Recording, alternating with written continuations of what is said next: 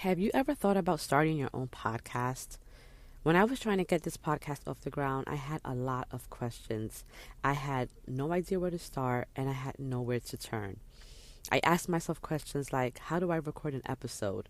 How do I get my show into all the apps people like to listen to, like iHeartRadio, Spotify, Apple Podcasts?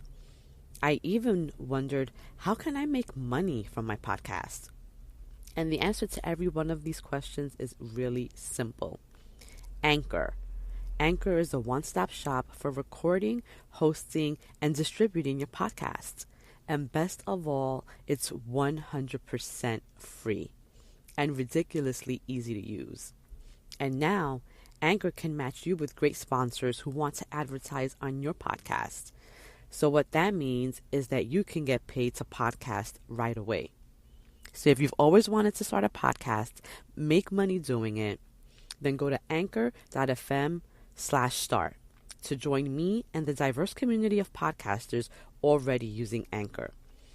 Again, that's anchor.fm/start. I can't wait to hear your podcast. You are tuned in to The Nancy Ruffin Show, a digital global classroom where individuals across all ages, backgrounds, and career levels tune in for guidance and motivation to live life on their own terms. Hosted by award-winning author, transformation coach, and the self-proclaimed Latina Oprah, The Nancy Ruffin Show is where inspiring thought leaders, modern-day influencers, and social game changers come to discuss their own personal journeys and have real conversations about the journey to success. It's where the next generation of leaders come to tap into their potential, ignite their fire, and expand their self-awareness. So if you're ready to power up and blaze trails of positive change, then you're in the right place. Let's get started.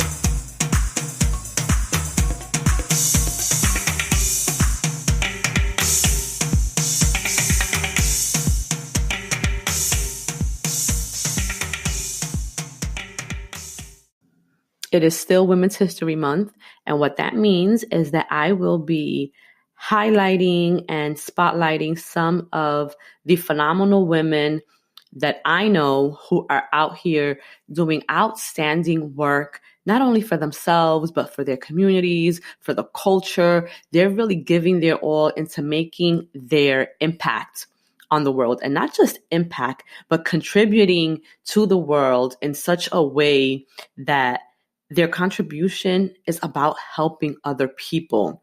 And one of the things that I talk a lot about whenever I'm talking, whether it's on this podcast, whether I'm out and I'm hired to be a speaker, whether it's on my Instagram stories, one of the things that I stress is that we have a responsibility to tap into our God-given gifts, our God-given talent, that thing that makes us special. We need to figure out what that is, and then figure out a way to tap into that and give it to others, put it out into the world, but not just put it out in a way that your talent, your gift is being received in a way that is helping someone else.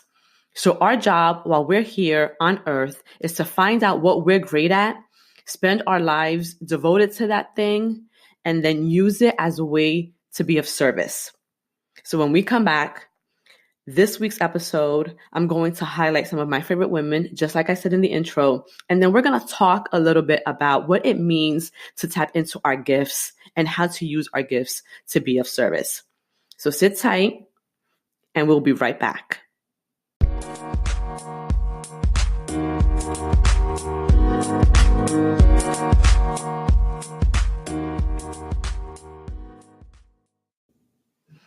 We are back. I am your host, Nancy Ruffin. This is the Nancy Ruffin Show.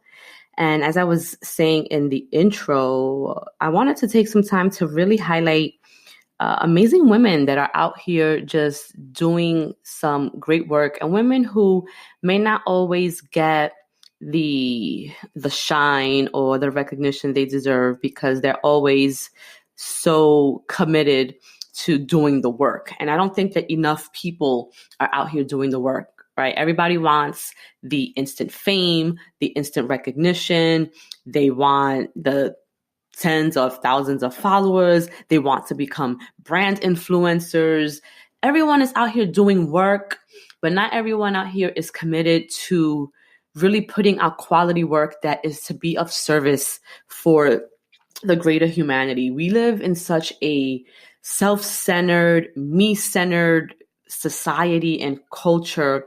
And so for me, whenever I come across genuine women, women who are out here doing the work, not just for themselves, but for others, these are the women that I want in my tribe, in my circle, and they're the ones that I connect the most with.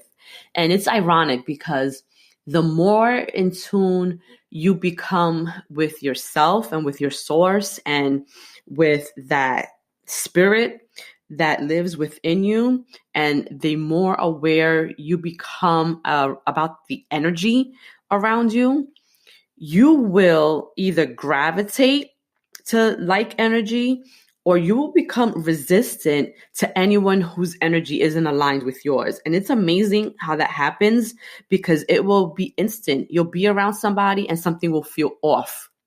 And you will immediately know that there's something about that person that just doesn't rock with you. And a lot of times, as women, we have that, right? That's what's called intuition. And sometimes we ignore our intuition. And when we do that, 9 times out of 10, the experience is an unpleasant one. So if you get anything out of this episode today, is trust your intuition, ladies. Energy doesn't lie. If something feels off about a person, about a situation, an experience, an opportunity, chances are that you should probably stay away from that because it probably won't end well.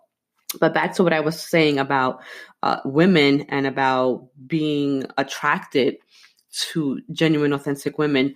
I have an amazing circle and tribe of women. The women that gravitate towards me, the women that I gravitate towards, we are a powerful, fierce tribe of women. And I can say this confidently because every time I have an event, every time I host a workshop, every time I bring women together, something magical happens. And I think it's because of the energy that I attract. But it's like we get into the room and it's just a room full of powerful, kick-ass women. And so this week, in honor of Women's History Month, I just want to share a few women who are doing great work and their businesses, because I want you guys, if you're not already connected with them, connect with them and invest in their products, in their services. I'm really big on helping to support and promote small businesses. But disclaimer, I will tell you that I never promote or support anyone just to do so. If I promote you, if I support you, it's because I genuinely believe in you, in your product, in your service, and it's something that I myself have used or bought or benefited from in some way. I don't get paid to promote anyone. I don't accept payment to promote anyone. If I like it, I promote it. It's just really that simple. So one of the women that I really want to highlight, and I highlight her all the time because I just think she's phenomenal, is Stephanie Fuentes, BLC New York. She hosts her own podcast. She actually has 2 podcasts. There's one that she co-hosts with another phenomenal woman, Limitless Lauren. They have the Not Your Mama's podcast. And then Stephanie has her own podcast, which is the I Said No podcast. And that podcast is centered on helping us establish healthy boundaries. It's being able to say no and to feel comfortable saying no and not saying yes out of guilt. So it's about reclaiming and taking back our power and being okay with telling someone, no, that is not right for me, or no, I don't want to do that right now, or no, maybe next time. Because we live in a society where we feel like we have to always say yes. We feel like because a family member wants us to do something and because they're family, we have an obligation to say yes. And we all know that it doesn't matter how many yeses you say to someone, right? It's like the minute you say no, it's like everything else that you've ever done in the past for that person, for some reason, gets negated.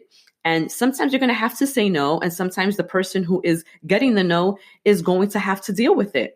And even if they don't deal with it, that is not your problem. So Stephanie's podcast is really centered on that and helping you all get comfortable and to stand in your no. So the reason why I wanted to share her is because she has recently started selling some emotionally healthy merch. So she has these t-shirts. I purchased one. Mine says respect my boundaries.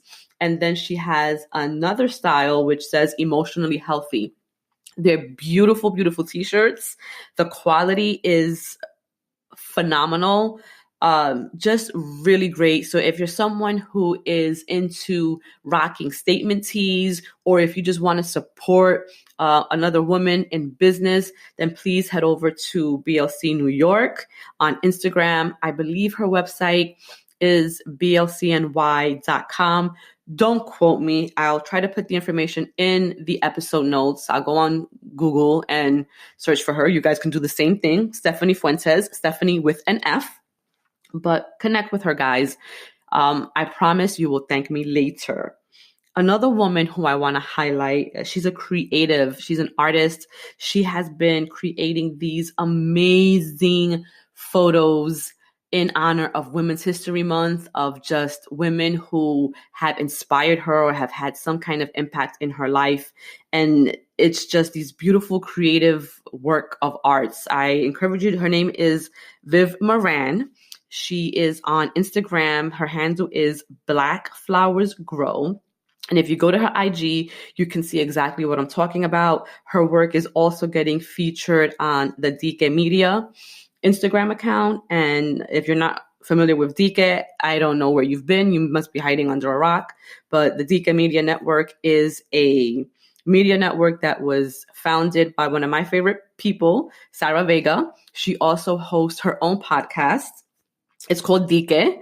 And yeah, so connect with both of these women. I'm putting you on. And if I'm putting you on, it's because I personally listen to Sarah's podcast. I engage with her often. She is one of my favorite Latinas out here, really putting in the work, just super focused, super, super real individual, someone that you definitely want to know.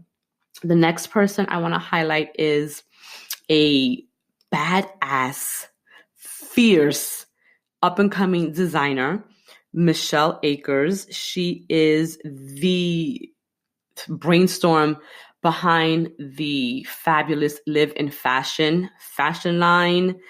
She specializes in sparkles and sequins and all things glittery. Her stuff, a lot of it is one of a kind, really exclusive. She has beautiful accessories. I own more than a couple of her items, and she's reasonable. And I really see her just going far. So you want to make sure that you cop one of her custom pieces so that when she pops, you can say that you have a Live in Fashion original. Another woman I want to highlight is Noel Santos.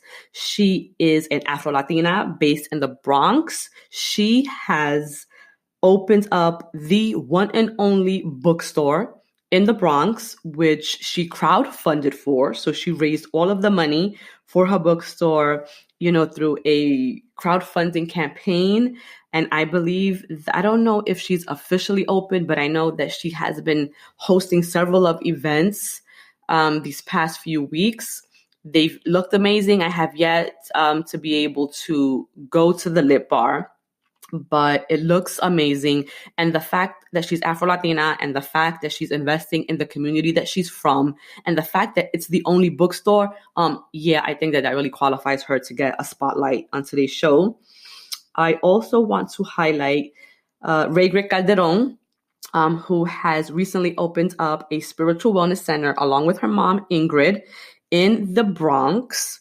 And I think it's probably one of the only wellness centers of its type in the Bronx, and they also offer rental space. So if you're seeking a space for a venue for an event or anything like that, you can definitely reach out to her. But what I really love about this space is that they offer so many different types of services that caters on the whole individual. So whether it's physical, whether it's emotional, whether it's spiritual, you can find all of that at Spiritually Sparkled.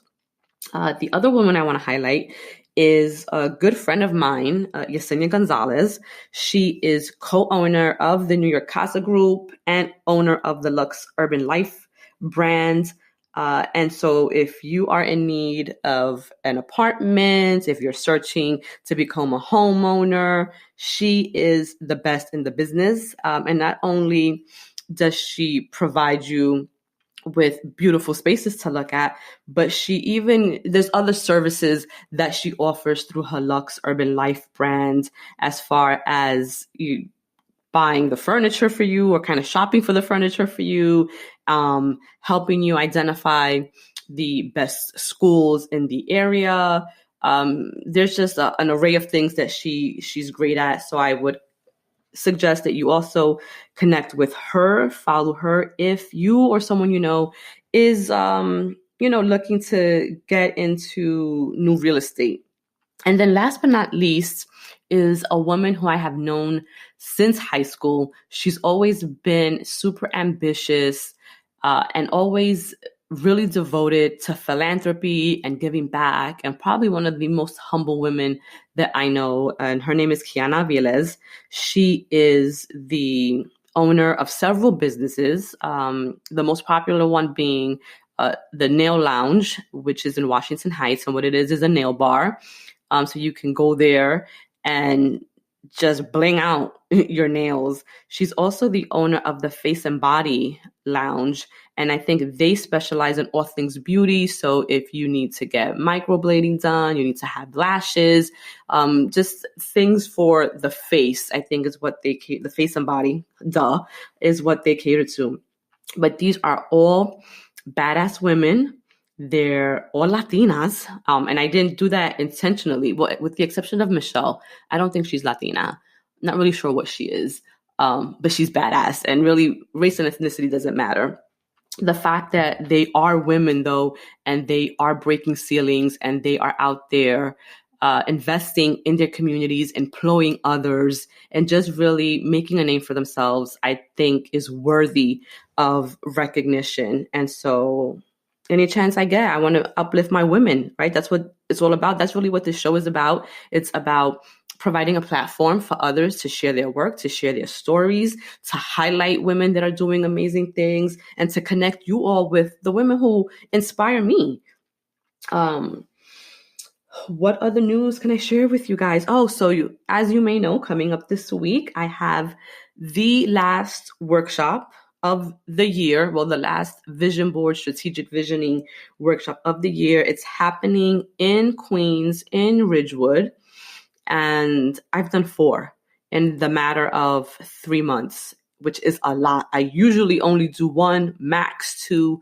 The fact that I'm stepping into my 4th one is exhausting, because what that means is when I'm getting 30, 40 women in these workshops in each class, I'm responsible for providing the ongoing support throughout the year for them to make sure that they stick to their goals and to everything that they kind of map out in the workshop.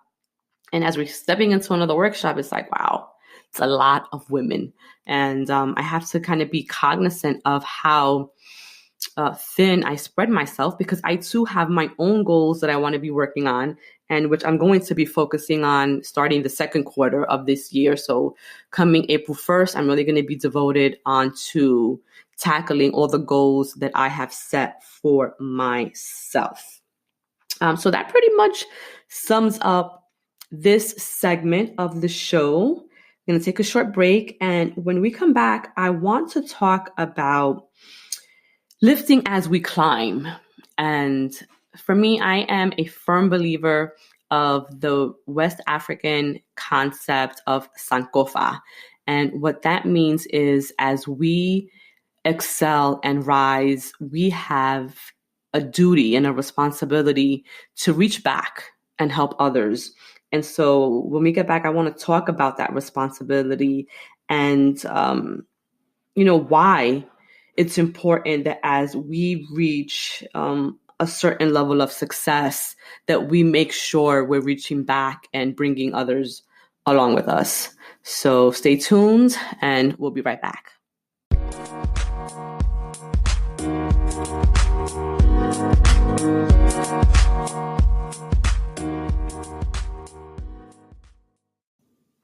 Welcome back. I am Nancy Ruffin, and this is the Nancy Ruffin Show. So where we left off last segment, I was talking about lifting as we climb. And I want to talk specifically about that because this past weekend, I had the opportunity to be the keynote speaker at the Cedarmore Corporation's annual Lifting as We Climb Girls Talk fundraising gala. And one thing that really moved me from just being in that room was how many powerful women were in there. There were doctors there. There were CEOs of the Red Cross organization there. There were entrepreneurs that have launched their own businesses that are super successful now. And what made it special is that even as successful as they all were, they all stepped into the room with a sense of humility. So there was no ego. There was no side-eyeing. There wasn't anyone acting or trying to portray as if they were better than anyone. I mean, it was such a refreshing event to be a part of because I felt not only accepted and seen, but I just felt like I was with my sisters. And I don't know if that makes any sense because you walk into a room where it's full of strangers because I knew no one there. Not one person. Unfortunately, the woman who had invited me to be the keynote speaker, she was the only woman that I did know. And she passed away in January as a result of stage 4 cancer. And phenomenal woman, Cynthia Perkins Roberts, she devoted her entire life to giving back to her community, and not just the community, but really doing work with the youth, with the boys and girls in her community, and trying to figure out and develop programs to empower them. So she really was the head of the Girls Talk program. And then they also have a Boys into Men program where they work with the young boys and the young men in their community and really help, to set them up for life.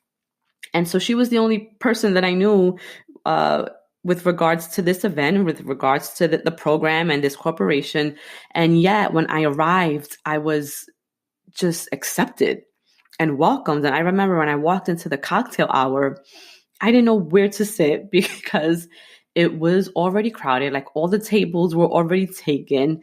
And so I walked up to this one table, and it's funny. And this is why I talk about energy so much, because there were at least 20 other tables in there, but something was pulling me to this one particular table. And it wasn't like even in the front or near the entrance. It was like all the way in the back. So I had to like walk, but I was drawn to this table. And so I saw an empty seat and I asked, is this seat taken? Do you mind if I sit down? Little did I know though, that the table I'd be sitting at, there was a comedian at that table. So she immediately was like, nah, you can't sit with us, but really like in a joking way. She broke the ice and I immediately felt welcomed.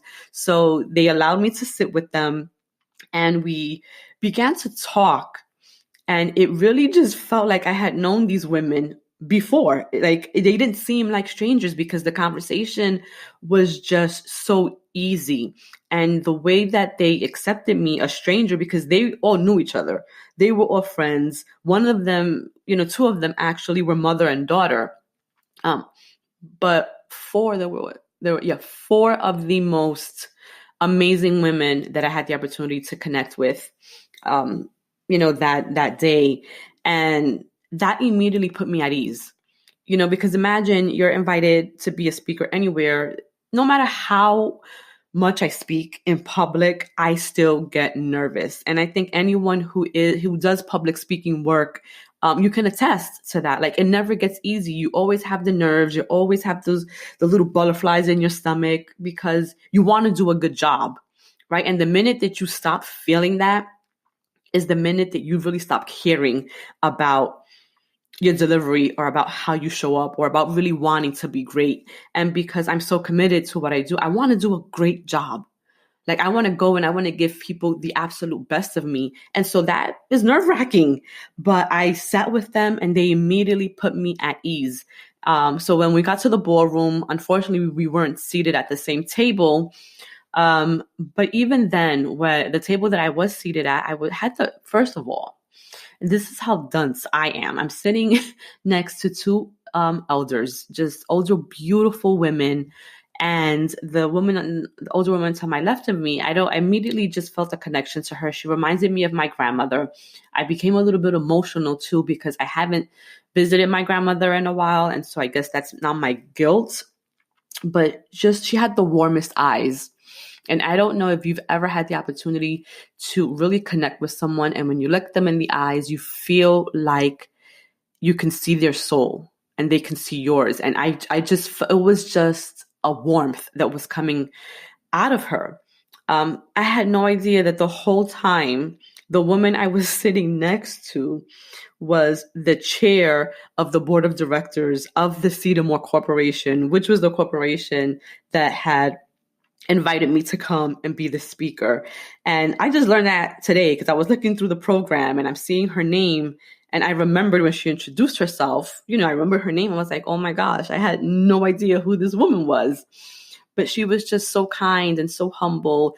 And whenever I meet older people, I really try talking to them, because they're full of so much wisdom and so much knowledge and so much experience that I always take it as a lesson, an opportunity to learn something new.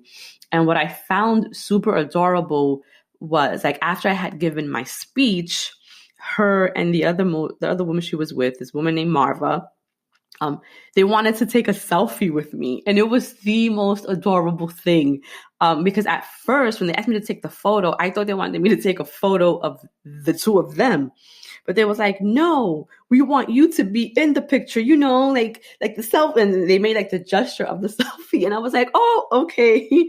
And then we did. And so I'm so happy that I have this photo, because it really is a reminder of just how full circle all of these moments are, right? Because my hope and my desire is that I one day become an elder and I'm able to provide some knowledge and some wisdom to a younger woman that I have an opportunity or by chance to just meet.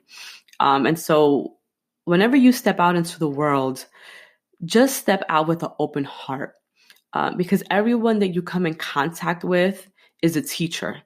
There's always an opportunity to learn a lesson, and there's always an opportunity to connect with someone, to connect with their humanity. And the minute that you stop doing that, then you are really just denying yourself of beautiful experiences. But back to the theme of today's episode, lifting as we climb. One of the things that this organization is really focused on is being able to bring women across all types of industries, across all genres of work and different levels of success, to show the youth and these younger women, women that look like them. And not only who look like them, but who are successful in what they're doing. And so when I was asked to write the speech, at first I didn't know what I wanted my message to be.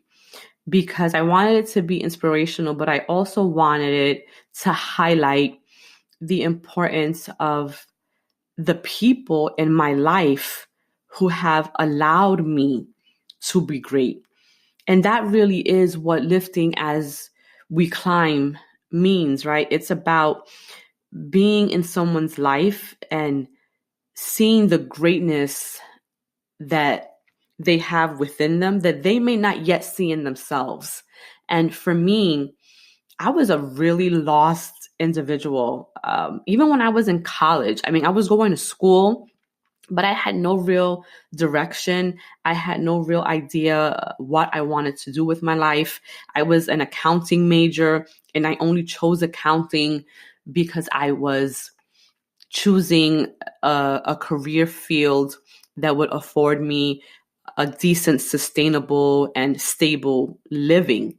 I was not going after what I was passionate about or the things that I loved, because as a writer, you couldn't make any money doing those things. So I stuck with what was safe, and I was miserable doing that. I knew I didn't want to be an accountant, but that's what I was doing. But at the same time, I was clubbing a lot.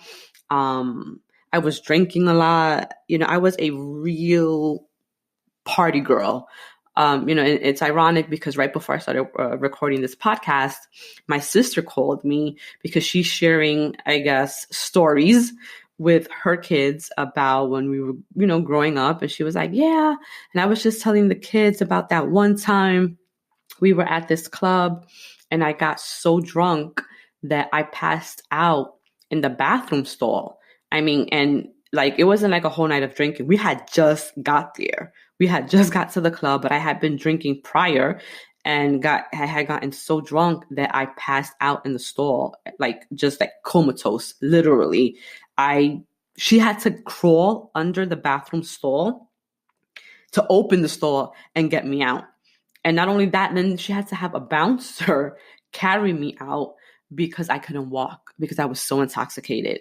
And so I don't share the story. I'm not even proud of the story. I'm kind of embarrassed and ashamed by it, but I share it because I think that it's important to just show how full circle your life can be, right? And sometimes how you start is not necessarily where you end up. And this was one of the things that I shared in my speech. When I talk about that, when I talk about the fact that I was supposed to be an accountant because that's what I was studying, when I talk about the fact that my life had no clear direction, I was a party girl. I was not a young girl that was into being in committed relationships. I never really had a serious boyfriend. I just used to date. I had like a lot of boyfriends. Because I just didn't want to be bogged down by the responsibility of being someone's girlfriend and what came along with that. I wanted to have fun. And for a good part of my 20s, that's what it was. And I felt like in hindsight now, I was so lost. I was just wasting years, wasting my time that had I been more focused in my 20s, who knows where I would have been right now. But I get it.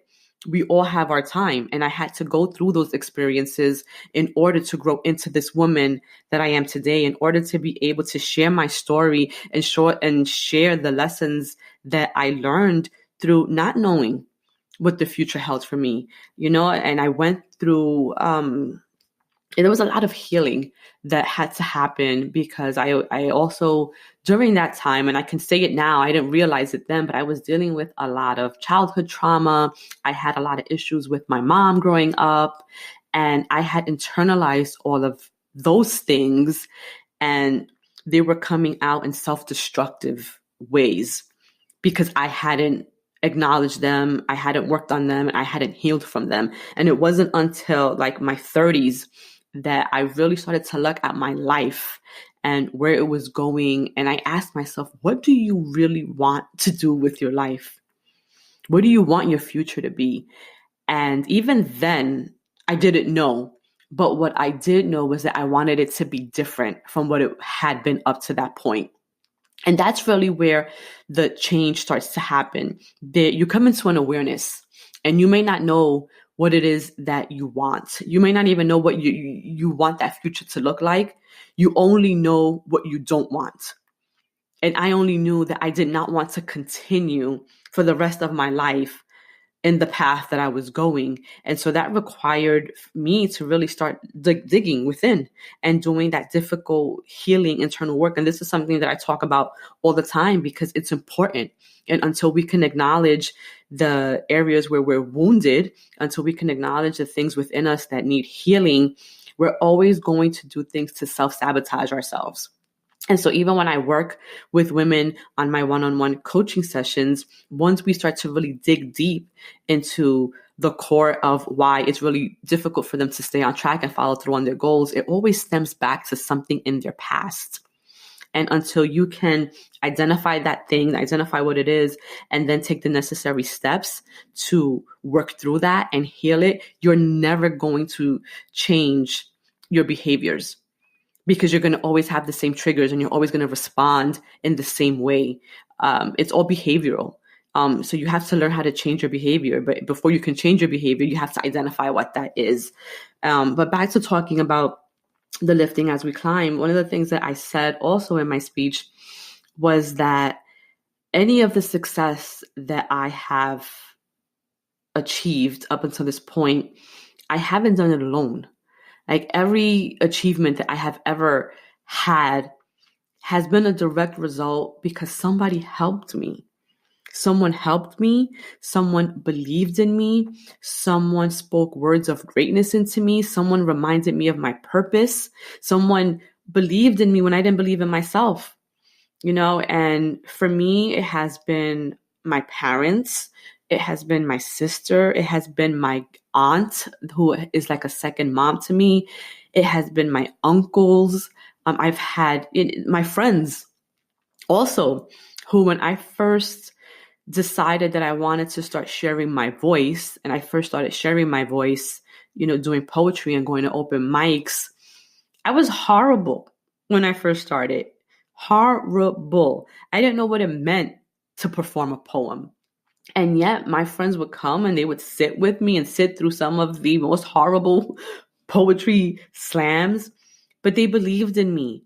And just having their presence there, their support, just knowing that they had my back is what gave me the courage to continue sharing my voice.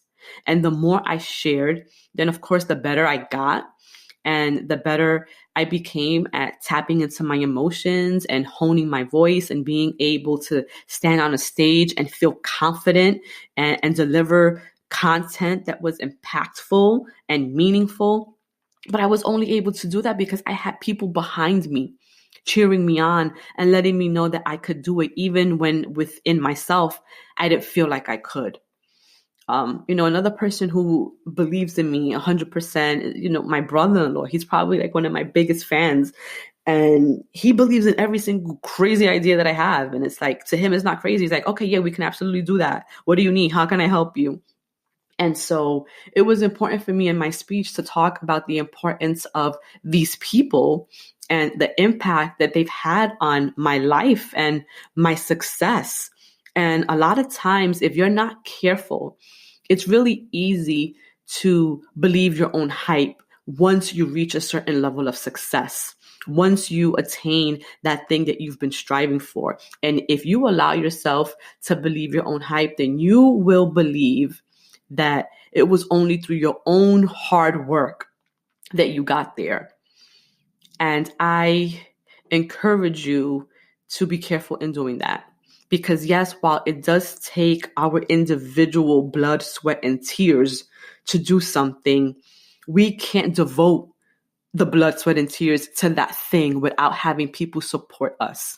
And so I've seen this many times, because if you have children and you're also going to school, if anyone has watched your kids so that you can go to school, that person is contributing to your success.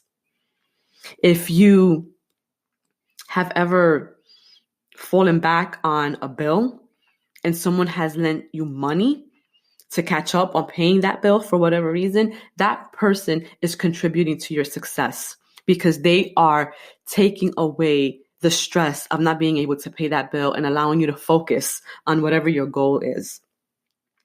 If someone has ever referred you for a job and you've gotten that job as a result of their referral, they are contributing to your success. So you have to step back for a second, get off your high horse or whatever pedestal that you might be on, and think about the many ways that people allow you to really do the work that's focusing on this achievement, and how without that person, it would make it that much harder for you to go after your dreams. And so I guess what I'm trying to say is that as we reach certain levels of success, I want you to remember what your own journey to success was. Remember how hard it was. Remember the challenges that presented themselves and that you had to overcome, and the people that helped you overcome them. And then do that for someone else coming behind you. You be that person that refers a young person for an opportunity. Be that person that speaks words of greatness into someone who may be doubting themselves, right? So as you climb, you have a responsibility to reach back and bring someone else with you. And you have to remember that as you walk through certain doors, there was someone who made it possible for you to walk through that door. Because there wasn't a time not too long ago where women were not allowed to do certain things. We were not allowed to be in certain industries. We were not allowed to do a lot of things in this country. And had it not been for those women before us who fought for our equality, that we can benefit from their blood, sweat, and tears. And so that's where I'm going to just end this week's episode, because I think it's something for you guys to think about. The success of one woman should be the success for all of us. And as we continue to break ceilings and to break barriers and to walk into spaces and occupy rooms that we have traditionally been invited to, we have to bring more of us in there, because we have the talent, we have the smarts, and we have the tenacity to do things that men are doing. And sometimes we can do it better than men. So I just want you to remember that. I want you to think about, how are you paying it forward? And how are you reaching back? So until next time, mi gente, remember that transformation doesn't happen by chance. It happens by choice. So I want you to go out there this week, have a laser focus on the things that you want to accomplish, and go out there and crush those goals.